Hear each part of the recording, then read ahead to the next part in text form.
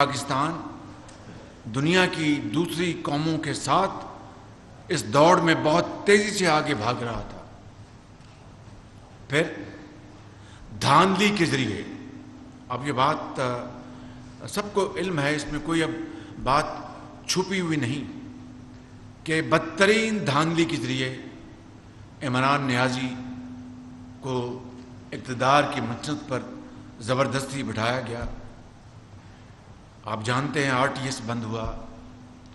آپ جانتے ہیں کہ تاریخ میں پہلی مرتبہ دیہاتوں میں نتائج چند گھنٹوں میں آنے شروع ہوئے اور شہروں میں نتائج دنوں نہیں ہفتوں اس میں تاخیر ہو گئی. تو یہ سارا زمانہ جانتا ہے کہ تاریخ کا بدترین وہ الیکشن تھا. اور پھر اس کے نتیجے میں کیا ہوا کہ IMF کے ساتھ انہوں نے پہلے تو گفتگو میں اتنی ہچکچاہٹ دکھائی کہ اس میں 6 ماہ لگ گئے کہ IMF سے گفتگو کرنی ہے نہیں کرنی، کرنی ہے نہیں کرنی. اور آپ سب جانتے ہیں اس کی کیا نتائج نکلے. پھر جب IMF کے ساتھ معاہدہ ہوا، اس کو ایک سنگ دلی کے ساتھ اس کی دھجیاں اڑائی گئیں اور پاکستان کے وقار کو خاک میں ملانے کی بھرپور ناپاک کوشش کی گئی. اور ہمارا ٹرسٹ عالمی اداروں سے اٹھنا شروع ہو گیا.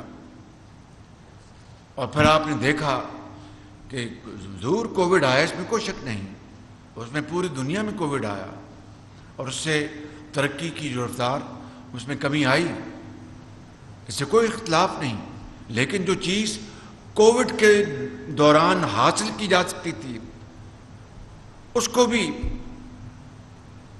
میں سمجھتا ہوں کہ کرمنل نیگلیجنس کے ذریعے اس سے صرف نظر کی گئی. مثال کے طور پر جو قدرتی گیس تھی LNG، جو کووڈ کے زمانے میں $3 پر آ چکی تھی اور اس کے بعد بھی اس کا سودا نہ کیا گیا، اور جس کا خمیازہ بعد میں آنے والے سالوں میں اور یہ پچھلے 1.5 سال جو ہماری حکومت ہے قوم نے بھگتا. آج آپ نے دیکھا کہ بڑی محنت کے ساتھ ہم نے LNG کا معاہدہ ہم نے کیا ہے آذربائیجان کے ساتھ. وہ ایک برادر ملک ہے، ان کے ساتھ ہم نے معاہدہ کیا ہے. اور معاہدہ، یہ بات it's a bit of digression, لیکن بتانا چاہتا ہوں کہ معاہدے کی یہ شرائط ہیں کہ آذربائیجان پاکستان کو جو ڈسٹریس کارگوز ہیں وہ آفر کرے گا پاکستان کو سستے، اور پاکستان ہر مہینے، اور پاکستان کی مرضی ہے کہ ان کو خریدے یا نہ خریدے. نہ خریدنے کی صورت میں کوئی پینلٹی نہیں ہوگی. یہ الحمدللہ یہ معاہدہ ہو چکا ہے. اور اس کے مقابلے میں پچھلی حکومت میں کیا ہوا آپ دیکھیں. جب کاٹن کی ایکسپورٹ کی گئی، پھر کاٹن امپورٹ کی گئی، یہ بالکل اپنا شوگر ایکسپورٹ کی گئی، شوگر امپورٹ کی گئی، گندم ایکسپورٹ کی گئی، گندم امپورٹ کی گئی. کتنا ونڈ فال پروفٹ لوگوں کی جیبوں میں گیا، چند لوگوں کی تجوریاں بھر گئیں اور عام آدمی بیچارہ مہنگائی میں بالکل بری اس کی حالت ہو گئی. تو یہ ہمیں ورثے میں ملا. اور میں یہ نہیں کہہ رہا کہ اس 1 سال میں ہماری جو ذمہ داری تھی، میں سمجھتا ہوں کہ اس مخلوط حکومت نے حتی الامکان کوشش کی. انسان ہیں، غلطی انسانوں سے ہوتی ہے، ہم سے غلطیاں ہوئی ہوں گی یقیناً، لیکن I would term them as honest mistakes. لیکن جان بوجھ کر قومی خزانے میں اپنا وہاں پر خیانت کرنا یا اس طرح کے اور معاملات آپ میرے سامنے کوئی ایک رکھ دیں، میں اس کی انکوائری کروں گا اور قوم کے سامنے لے کے آؤں گا. میں یہ کہہ سکتا ہوں بلا خوف تردید کہ اس 12-14 مہینے میں جو ہم نے گندم خریدی، جو ہم نے فرٹیلائزر خریدا G2G یا پرائیویٹ سیکٹر سے، سب سے کم بولی دینے والے جو ایکسپورٹرز تھے ان سے میں نے اور ہماری ٹیم نے مل کر اربوں روپے کی مزید ڈسکاؤنٹ لیے. یہ ریکارڈ کا حصہ ہے. تو کہنا چاہتا ہوں کہ بدترین سیلاب آئے، اس میں پوری ہماری توانائیاں خرچ ہوئیں، 100 ارب روپے وفاقی حکومت نے خرچے صوبائی حکومتوں کے اپنے وسائل کے علاوہ، اور دن رات اس کے اوپر ہم مارے پھرتے رہتے ہیں کہ معیشت کو بری طرح تباہ کیا. اور اسی طریقے سے یا اس سے بھی بڑھ کر جو فتنہ سازی کی گئی اور جو شورش پیدا کی گئی جان بوجھ کر، اور پاکستان کو پولیٹیکلی انسٹیبل کرنے کے لیے جو ایڑی چوٹی کا زور لگایا گیا، بیانیے بنائے گئے دن رات ٹیلی ویژن پر اور سوشل میڈیا پر، جو کچھ ہوتا رہا پاکستان کے عوام کے خلاف، پاکستان کی ترقی اور خوشحالی کے لیے جو ہم کوشش کر رہے تھے اس کو ختم کرنے کے لیے اور پاکستان کو بدنام کرنے کا انہوں نے کوئی طریقہ نہیں چھوڑا. ہر طریقے سے پاکستان کو بدنام کیا اور باہر ممالک کو اور اداروں کو متنبع کیا کہ اگر آپ نے پاکستان کی مدد کی تو یہ حکومت امپورٹڈ حکومت ہے، یہ سب کچھ برباد کر دے گی اور سب کچھ ختم ہو جائے گی. یہاں تک کہا کہ پاکستان خدا نخواستہ سری لنکا بننے جا رہا ہے. میں بات کرنے سے پہلے میں آپ کو یہیں پر ایک بات بتاتا چلے جاؤں. پیرس میں جو سری لنکا کے جو صدر ہیں، آپ جانتے ہیں کہ سری لنکا پاکستان کا ایک دوست ملک ہے، اور ابھی حالیہ مہینوں میں سری لنکا اس بدترین معاشی بحران سے اب نکل رہا ہے. ڈیفالٹ کر گیا، آپ سب جانتے ہیں، اور ڈیفالٹ کر گیا. IMF نے ان کو بیل آؤٹ کیا ہے اور ان کو کچھ ارب ڈالر مہیا کیے ہیں.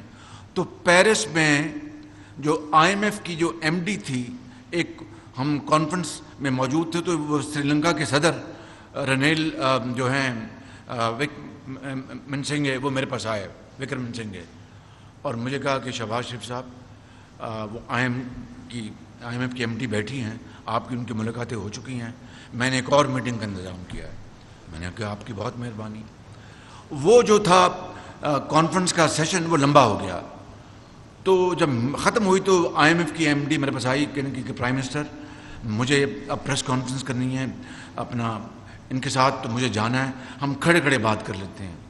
مجھے سری لنکا کے صدر نے کہا ہے کہ سری لنکا بہت بری حالت سے گزرا ہے، یہ اپنا خدا کر کے پاکستان کو ان حالات سے کا سامنا نہ کرنا پڑے. اب آپ بتائیں کہ یہاں پر دوست نما دشمن پاکستان کو سری لنکا سے دوچار کرانا چاہتے تھے حالات سے، اور سری لنکا کا صدر جو ہے وہ دوست بن کر پاکستان کے لیے ان کو IMF کے MD کو اچھے الفاظ کہہ رہا ہے. آپ بتائیں کہ اس کے بعد ملک دشمنی کی بدترین مثال کوئی اور ہو سکتی ہے؟ چنانچہ میں یہ کہنا چاہتا ہوں کہ ان مہینوں میں تفصیل سے آپ کو بور نہیں کروں گا. ان مہینوں میں میری IMF کی MD کے ساتھ ٹیلی فون پر ایک گھنٹے سے زیادہ میری گفتگو ہوئی. ہم نے خطوط ایکسچینج کیے. اسحاق ڈار ان کی ٹیم نے بڑی ارگ سے سارے فیکٹس مہیا کیے، ساری شرائط جو پوری کرنے کے لیے بھرپور کوشش کی. اسٹیٹ بینک نے اپنا حصہ ڈالا.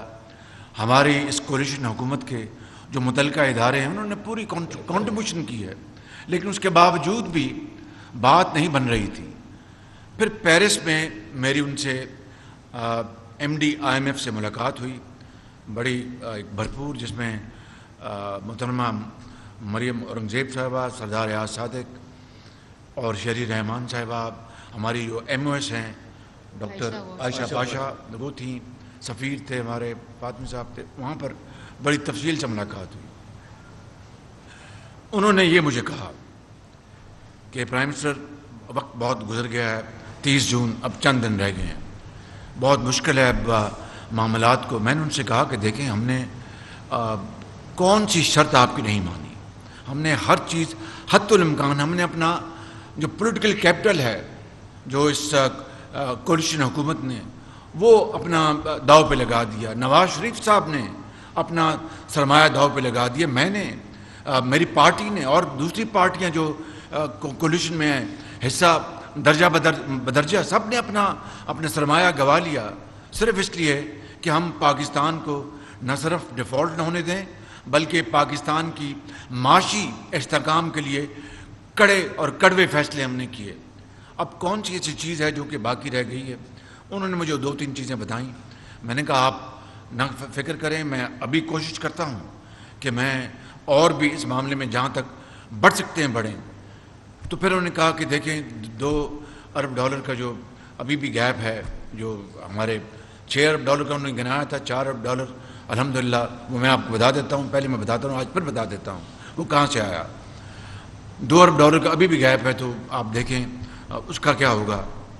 میں نے کہا اچھا اس کا بھی بات کرتے ہیں۔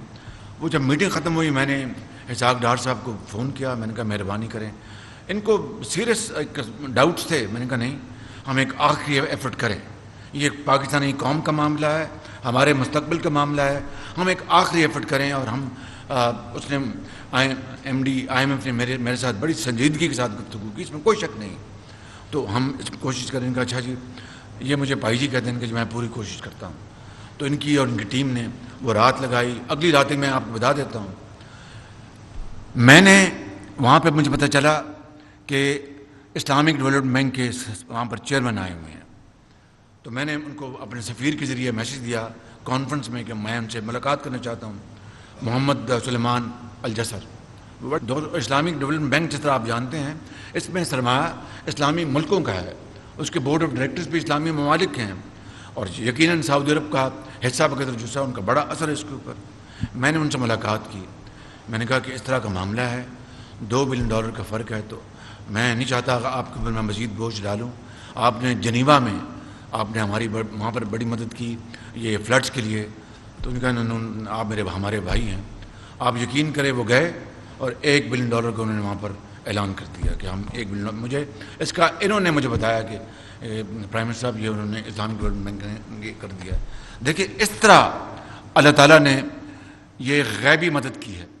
پھر میری 2 مرتبہ وہاں پر وہیں پر کانفرنس میں سائیڈ لائن پہ IMF کی MD سے پھر مزید ملاقاتیں ہوئیں۔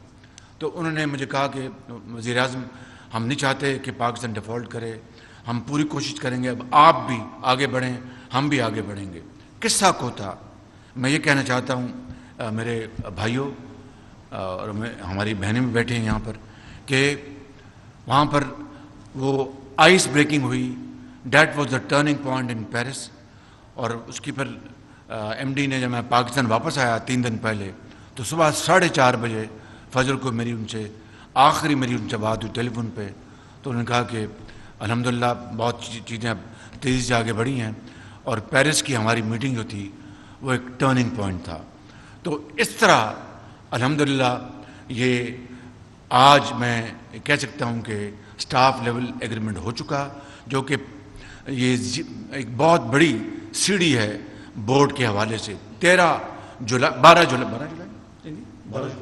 12 جولائی کو بورڈ کی میٹنگ ہوگی انشاءاللہ، اور اس میں یہ $3 ارب کا یہ جو ہے جس کو ہم کہتے ہیں کہ it's called SBA and stand by agreement. انہوں نے یہ انسٹرومنٹ انہوں نے تیزی سے بنایا، کیونکہ وہ جو EEF تھا، EEF کہتے ہیں نا، EFF، وہ اس کا ٹائم 30 جون کو ختم ہو رہا تھا۔ ان کا جی کہ اب شہباز شریف صاحب ٹیکنیکلی ہمارے پاس اب ٹائم نہیں ہے، ہم بورڈ میں جا سکتے، تو یہ ہم آپ کو یہ سٹاف یہ اسٹینڈ بائی ایگریمنٹ ہم کر رہے ہیں۔ تو یہ 9 مہینے کا اور $3 ارب کا ہے یہ پروگرام انشاءاللہ، جو کہ جولائی میں اس کی بورڈ کی میٹنگ کے فوراً بعد قسطیں ملنی شروع ہو جائیں گی۔